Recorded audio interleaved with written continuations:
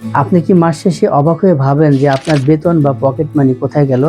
উত্তর যদি হ্যাঁ হয়, তাহলে এই 5টি ভুল অভ্যাস আপনিও করছেন। আর এই 5টি ভুল অভ্যাস আপনার পকেট ফাঁকা করে দিচ্ছে। তবে শেষ অভ্যাসটি সবচেয়ে বেশি বিপজ্জনক।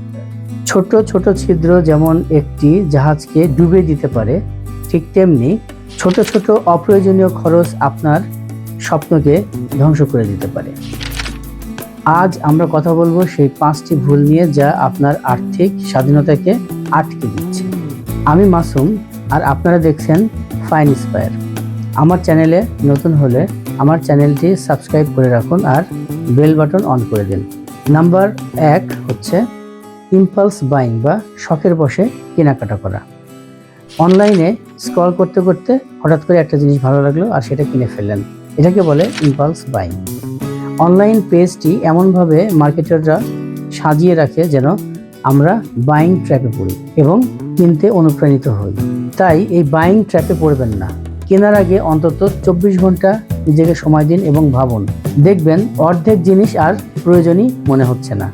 Number 2, subscription trap. ওই যে ওটিটি প্ল্যাটফর্ম বা অ্যাপসের সাবস্ক্রিপশনটা যেটা করেছেন, কিন্তু গত 1 মাস একবারও লগ ইন করেননি বা একবারও ব্যবহার করেননি। মাসে হয়তো কয়েকশো টাকা, কিন্তু বছরে কয়েক হাজার টাকা। এখনই আপনার সাবস্ক্রিপশন লিস্টটা চেক করুন। এটা একটা অপ্রয়োজনীয় অপচয়, তাই নিয়ন্ত্রণ করার চেষ্টা করুন। নাম্বার 3, প্রতিদিন বাইরে খাবার বাজে অভ্যাস।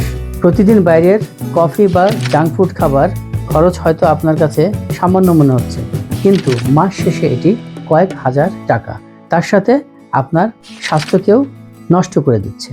তাই এই বাজে অভ্যাসটাকে নিয়ন্ত্রণ করুন এবং মাস শেষে কয়েক হাজার টাকা সেভ করুন।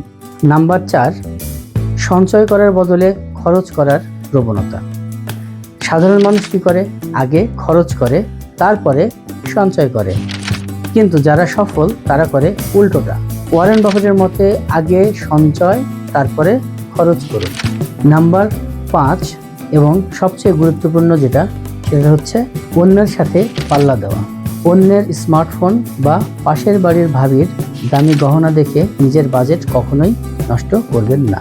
শো অফ করার চেষ্টা আপনাকে সাময়িকভাবে আনন্দ দিলেও দীর্ঘমেয়াদে আপনাকে দারিদ্র্যের দিকে ঠেলে দেয়।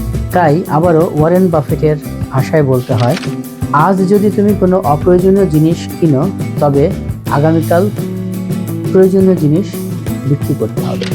তো বন্ধুরা, নিজেকে নিয়ন্ত্রণ করাই হলো আসল সফলতা।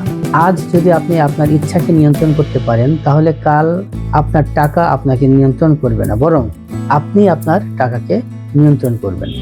মনে রাখবেন, সম্পদ জমানো শুরু হয় নিজের অভ্যাস পরিবর্তনের মাধ্যমে, বাড়তি ইনকাম করার মাধ্যমে নয়। এই 5টি অভ্যাসের মধ্যে কোনটি আপনার পকেটের টাকা সবচেয়ে বেশি নষ্ট করছে? সত্যি করে কমেন্ট করে জানাবেন। আর এই ভিডিও আপনার সেই বন্ধুর সাথে শেয়ার করুন যে বন্ধুর পকেট সবসময় ফাঁকা থাকে। ফাইন ইন্সপায়ার উইথ মাসুমের সাথে থাকার জন্য অসংখ্য ধন্যবাদ। Stay inspired. পরবর্তী ভিডিওতে আবার দেখা হবে। সে অবধি ভালো থাকবেন। আল্লাহ হাফিজ।